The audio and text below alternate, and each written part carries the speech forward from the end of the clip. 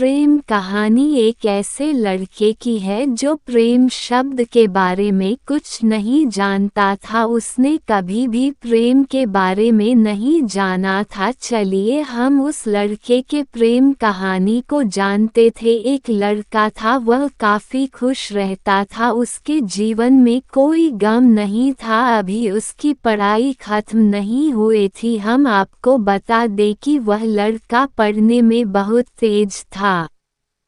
उससे हर टीचर खुश रहते थे। जब वह अगली कक्षा में गया तो उसके कक्षा में एक नई लड़की का दाखिला हुआ। वह लड़की पढ़ने में काफ़ी सही थी।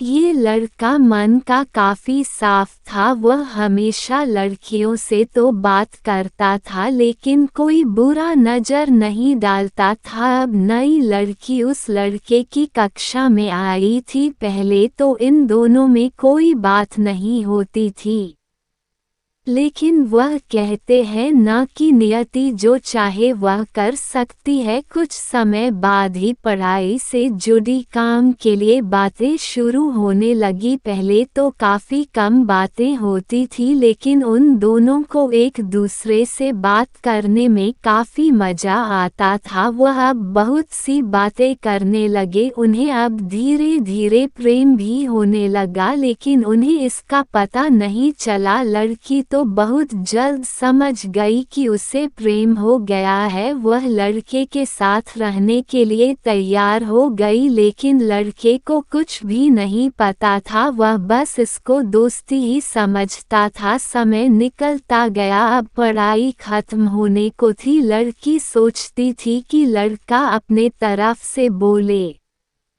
लेकिन लड़का अभी तक कुछ नहीं समझ सका था। आखिर लड़की ने ही यह बात उसके दोस्तों से कही। बस दोस्त तो अच्छे और बुरे दोनों होते हैं, लेकिन इस लड़के के काफ़ी दोस्त इसके कामयाबी से जलते थे। इसके साथ ही अब परीक्षा का समय भी आ रहा था तो उस लड़के के दोस्तों ने उसकी परीक्षा को खराब करना चाहा। उन्होंने यह बात पूरे स्कूल में फैला दिया।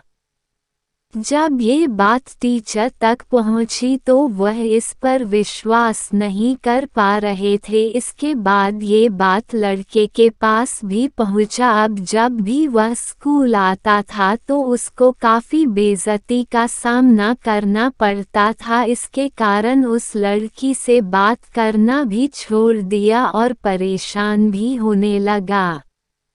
उसने जैसे तैसे परीक्षा को ख़त्म किया और उसके बाद वह अपने नई जिंदगी की शुरुआत की। भले ही उसके परीक्षा में कम अंक आए थे लेकिन आज वह बहुत खुश है क्योंकि पढ़ाई ख़त्म होने के बाद उसने बड़ी मेहनत की और एक बड़ा अफसर बना और अब उस लड़की से शादी कर ली। उस लड़के को भी उस लड़की से प्रेम था लेकिन वह एक अच्छे समय के इंतजार में था।